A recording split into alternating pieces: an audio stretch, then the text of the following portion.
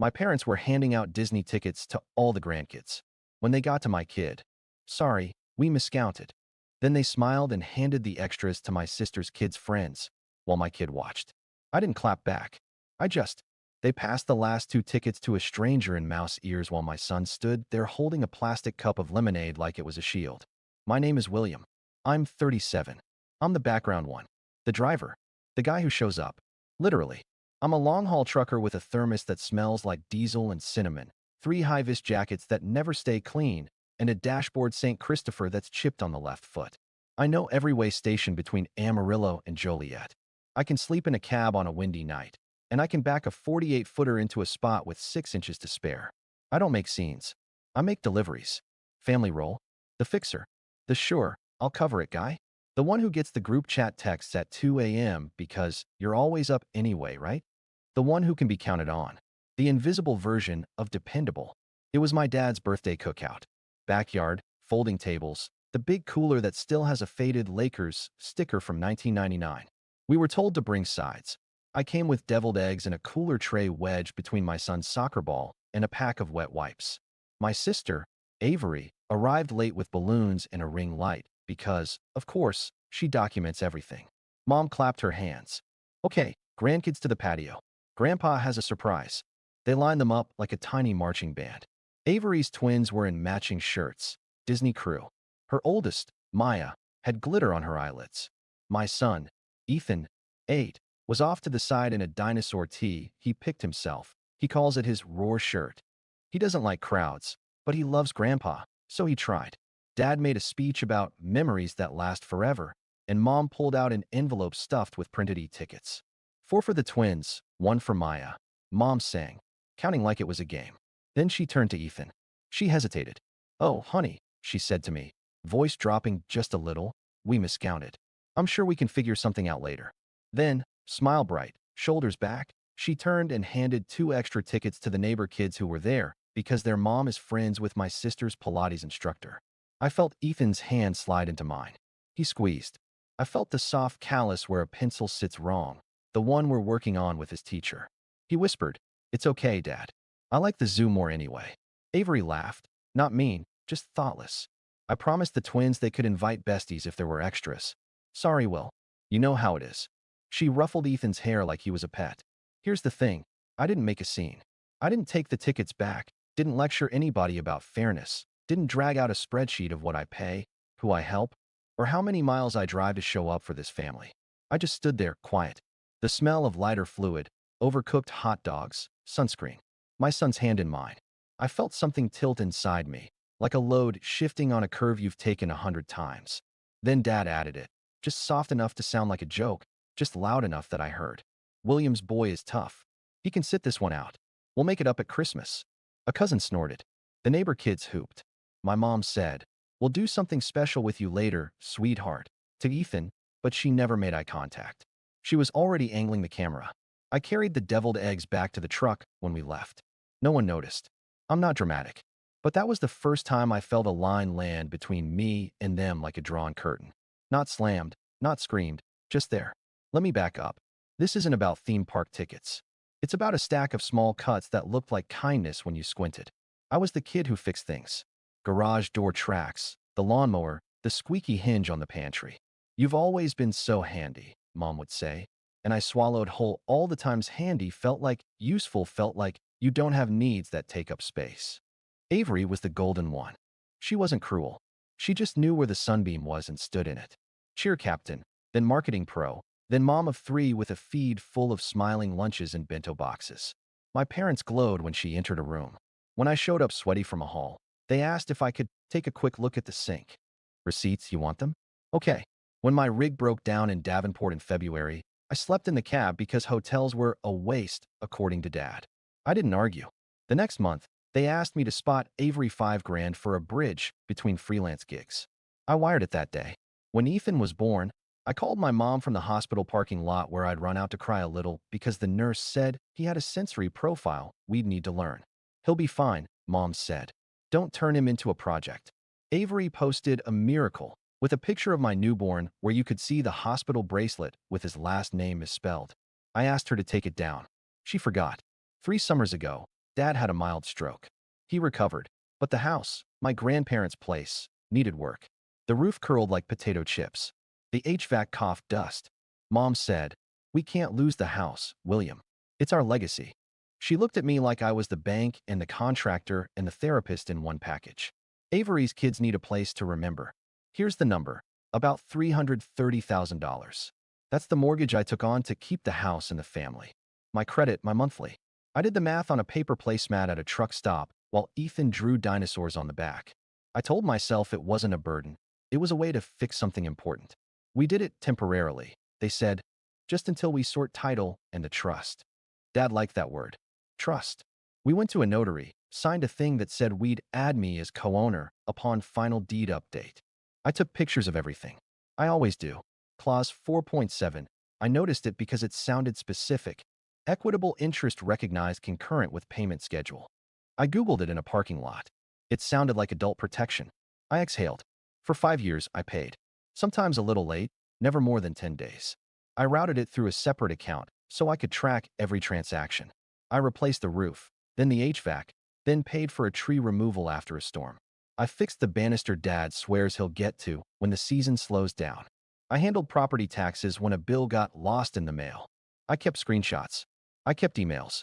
I kept words like, "We'll square it soon," and "We owe you big," and "Just get it done. You're the only one who can." The Disney thing? It wasn't the first slap. It was just the one my son could see. 2 weeks later, I stopped by the county office on a Thursday. We haul paper out of a mill nearby, and I had an hour to kill before a pickup. The clerk behind the glass had a purple scrunchie and a sticker that said, "Ask me about plat maps." I asked if I could pull the current deed, just routine housekeeping. She typed. She frowned. She printed. "Owner of record," she said, passing the paper. "Elijah and Marion Carter, joint tenants. Transfer last recorded 3 months ago to phone." She paused. "Correction. Transfer to Avery Benton, 2 months later, via quitclaim. Effective date. Sorry, I need to refresh." She turned the screen. There it was. My parents' names, then my sister's. My name was nowhere. I felt something cold and slow crawl up my spine. "Are you sure?" I asked, voice steady, palms damp. There was an agreement. "I've been paying the mortgage for 5 years." She shrugged in that practical clerk way. "Mortgage doesn't equal title. Happens a lot. You can request the full chain." She slid a form under the glass. I walked out with a manila envelope under my arm and a static buzz in my ears. I sat in the cab and read each page. Signatures. Dates. My dad's slanted E's. My mom's careful M's. A notary stamp from the UPS store by the freeway. Then a document I hadn't seen. A quitclaim to Avery. Family consolidation. It said like it was a bag of rice. I called Mom. "Oh, Will," she said, and her tone told me everything before her words did. "You know how complicated paperwork is. We needed to simplify for estate planning. Avery has the kids. It just makes sense. You know we'd never put me on the deed." I finished. I was so calm it surprised even me. "Don't be dramatic," she said. "It's all one family pot." Here's the thing. I didn't yell. I didn't throw the phone. I hung up. Then I opened a new notes folder on my phone and labeled it House Receipts. I started quietly. No posts. No group chat essays. I requested a copy of the notary journal. I exported 5 years of bank statements. I downloaded every email thread with subject lines like roof estimate and property tax reminder and "I'll Venmo later, promise." I screenshotted the clause I'd noticed years ago, 4.7, with the sentence, "Equitable interest recognized concurrent with payment schedule." I saved the text where Dad wrote, "We'll add your name at Christmas, son." Christmas came and went. Then the next one. I kept driving. I ate in my cab and folded the manila envelope under the mattress. I told Ethan we'd do the zoo next weekend. He asked if dinosaurs ever got evicted. I said, "Not the smart ones." 3 weeks later, Avery sent a message in the family chat. "Housewarming at ours. Clinking glasses, new paint, new curtains. Can't wait for you to see all the work we've put in." She attached a selfie in front of the porch. The porch I rebuilt during a heat wave while Dad supervised from a lawn chair with a sweet tea. I typed, "Congrats." I didn't send it. Problem wasn't that they forgot me. It was that they remembered me only as a resource. The driver. The checkbook. The guy who could be counted on to not make a mess while he cleaned up theirs. The housewarming was on a Sunday. Family only, plus a couple close friends. I parked on the street even though the driveway had space because the last time I parked there, Dad said. Watch the oil drip. I'd prepared like I do for a road inspection. Everything labeled. Printouts in a binder because papers calm me. A thumb drive in my pocket because redundancy also calms me. I wasn't going to fight. I was going to state facts. Inside, the couch was new. The rug was new. The smell was that fake clean they sell in candle form. Guests said, so bright, like brightness equals ownership. The twins ran circles around the coffee table. Ethan stuck to my leg. Avery hugged me with her arms and not her torso, the kind of hug that says, don't wrinkle my dress. Isn't it amazing? She said, sweeping a hand. We really poured ourselves into this. You'll appreciate the craftsmanship. I do, I said. It was true. I've always appreciated good work. Dad clapped me on the shoulder. Son, he boomed. You made it. I was worried you'd be on the road. I'm here, I said. I looked at Mom. She was busy arranging mini quiches. She didn't look at me. We did cake because Avery likes to sing for herself. Then she tinked a glass. Quick toast, she said. To family and fresh starts and building a home my kids can grow up in.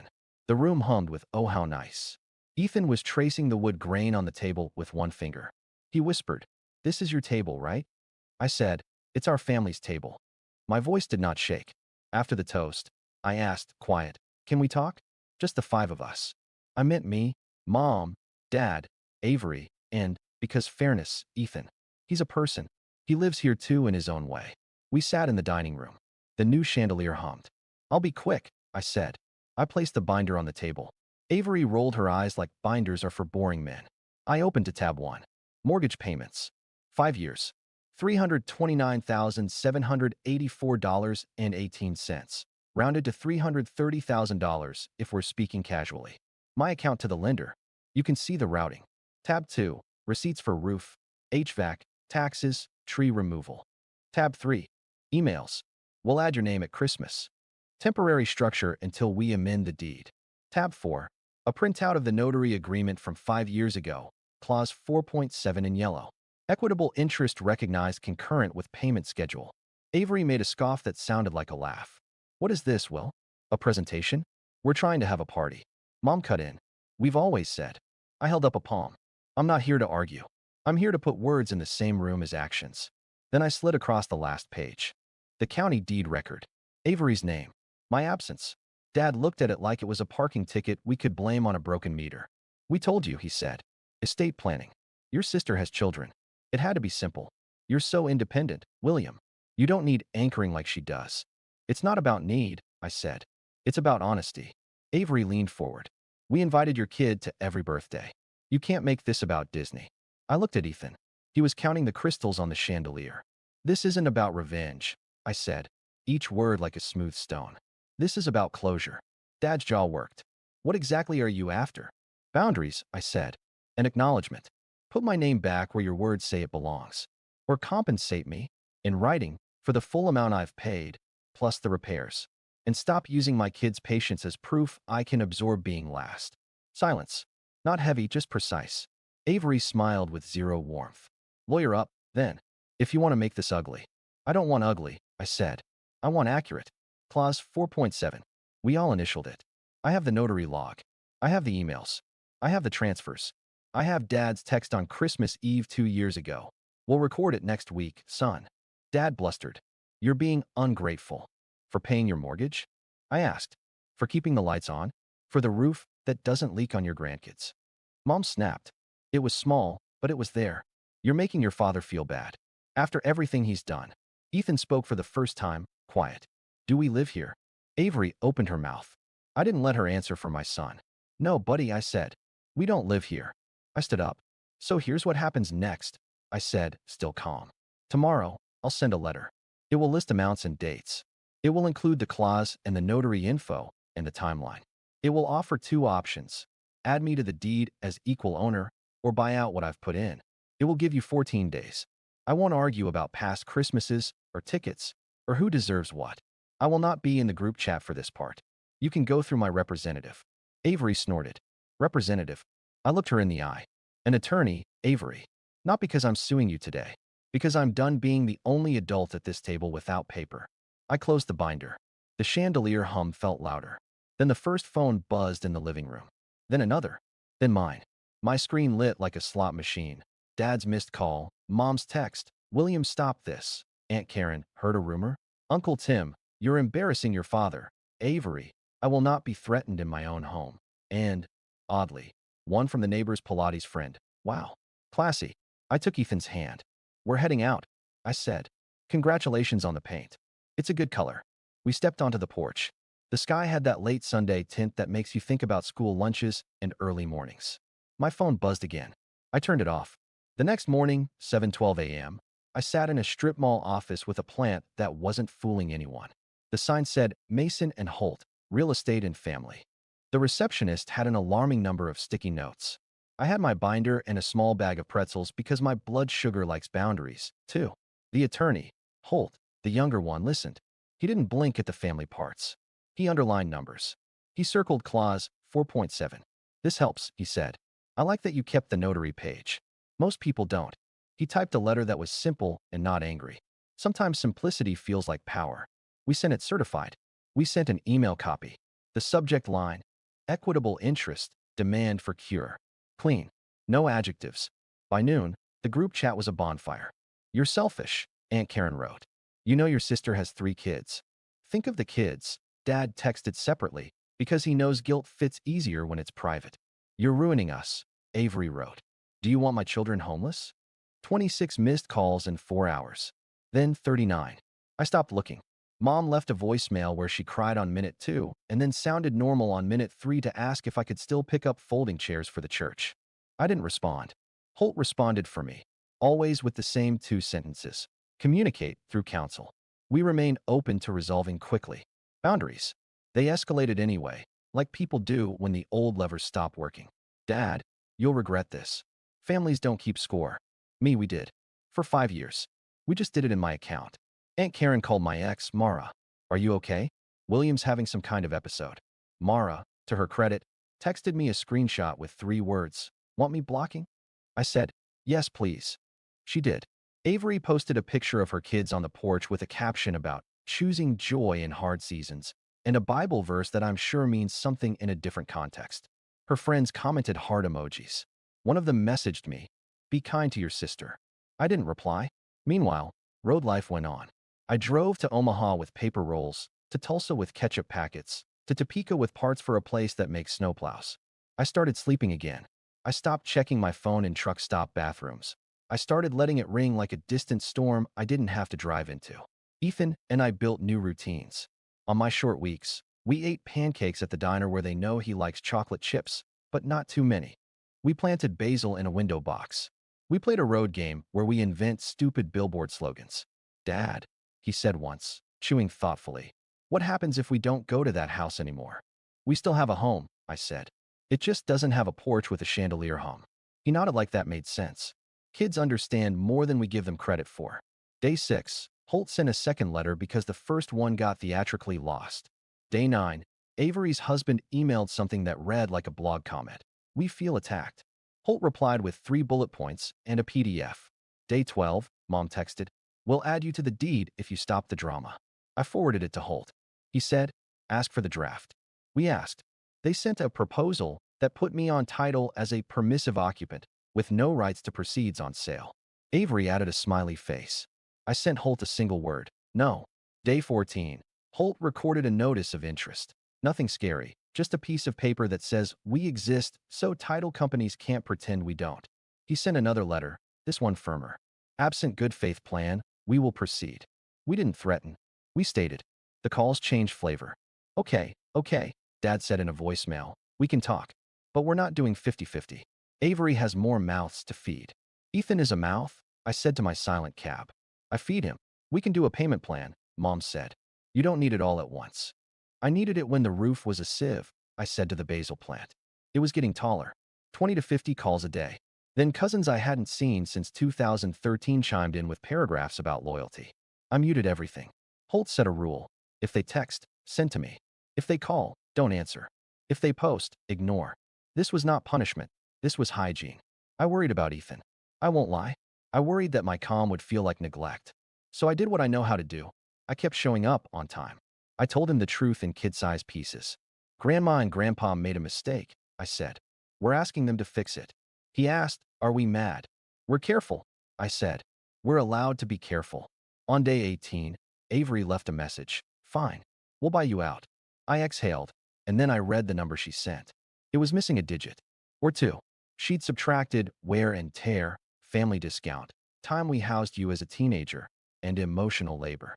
Holt wrote back, please find attached the actual math. He attached the receipts, the amortization, the invoices with my signature. Day 21, Dad texted, you're making your mother sick with stress. I stared at it a full minute. Then I put my phone face down and made spaghetti with Jared's sauce, because not everything has to be artisanal to be good. For weeks from the housewarming, a certified letter came to my P.O. box. White envelope. Avery's neat print. I brought it home, set it on the counter, and walked around it like it might explode. I opened it with a butter knife. A check. Not the right amount, but not insulting. A draft of a deed addendum, scribbled by someone who watched a law show once. And a sticky note from Mom. Let's be a family. I sat at the table and stared at the check until the basil plant looked like a small forest. I didn't cash it. I sent a photo to Holt. He said, progress. Now we aim for the right number, in writing, with real signatures. Meanwhile, Christmas planning started in the group chat because time is a wheel and tradition is a script. Elf Night. Secret Santa. Disney in February. Final head count. I typed nothing. I read to Ethan from a book about trucks. He asked if Basil can ride in a trailer. I said probably not unless it's going to a restaurant. I slept 8 hours that night. The first time in months. It didn't end in a courtroom. It ended at a title company next to a dry erase calendar with happy fiscal year in blue marker. 2 months after the housewarming, after back and forths that never got dramatic because we kept them on paper, we signed. Holt read each line out loud because details matter. The check was correct this time. Amounts matched the math. The addendum said what Clause 4.7 already promised years ago, equitable interest recognized. If they kept the house, I'd be on title. If they ever sold, I'd be paid proportionally. They chose the latter. Clean slate, Dad said, like he was doing me a favor. Avery didn't come. She sent her husband. He didn't meet my eyes when he slid the pen back. That was fine. I handed over the extra keys I'd kept on a ring since the summer I fixed their porch. They were worn smooth at the edges. I set them on the table. The metal sound was tiny and final. Here's the last thing I'll say. This isn't a revenge story. I didn't post a victory lap. I didn't buy a banner that said, told you so. I drove to a truck stop, ate a BLT at the counter, and texted my son a picture of a toy dinosaur next to my coffee.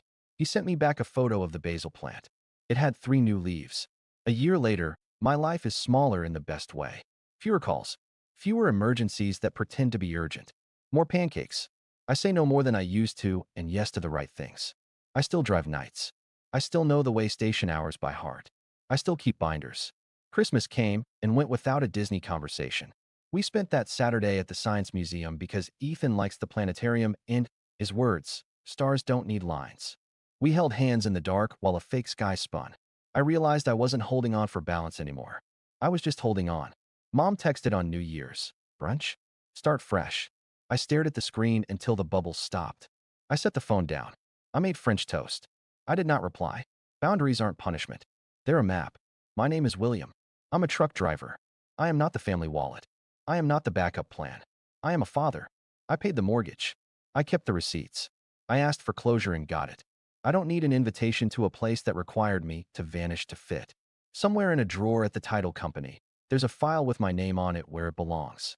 On my counter, there's a tiny pot of basil, and on my fridge, a drawing by my son that says Dad's truck and shows a rectangle with a smile. I'm not dramatic. I'm done being invisible. And if you're holding a ticket that was supposed to be mine, keep it. I've got better plans.